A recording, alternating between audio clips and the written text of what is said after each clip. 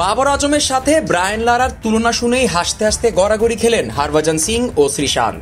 বাবর না লারা, এমন প্রশ্ন করায় সঞ্চালককে ফলফলাদি উপহার দিয়ে দুই ভারতীয় ক্রিকেটারের খুনসুটি।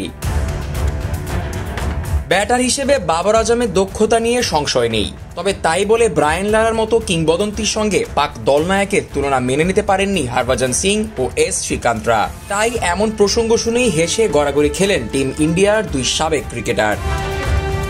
সদ্য সমাপ্ত টি-20 বিশ্বকাপে হরভজন ও শ্রীশান্তকে হটস্টারের ধারাভাষ্যকার ও বিশেষজ্ঞের ভূমিকায় দেখা গেছে। ব্রডকাস্টারদের কট অ্যান্ড বোল্ড অনুষ্ঠানে ভাজ্জি ও শ্রীশান্তের সঙ্গে আলোচনা করেছিলেন প্রেজেন্টাররা। সময় সময় হরভজন ও শ্রীশান্তের কাছে তুলে ধরা হয় একাধিক ক্রিকেটারের নাম, যাকে বলা হয় র্যাপিড ফায়ার। যাদের মধ্যে তুলনায় কাকে এগিয়ে রাখেন ভাজ্জিরা জানতে চাওয়া হয় সেটাই।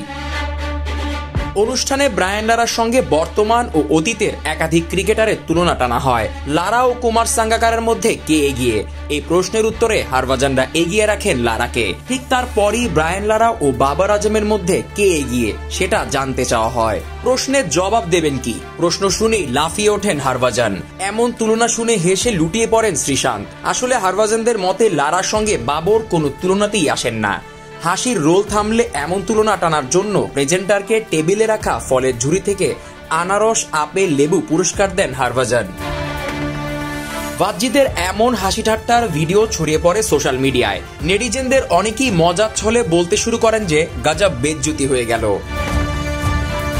এবারে টি-20 বিশ্বকাপে গ্রুপ লিগের 4 ম্যাচে ব্যাট করতে নেমে 40 গড়ে 122 রান করেন বাবর আজম। একটাও হাফ সেঞ্চুরি করতে পারেননি তিনি।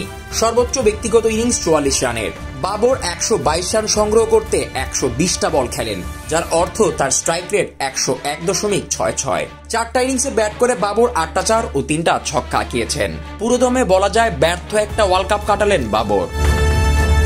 Jisan Ahmed, BD cric time.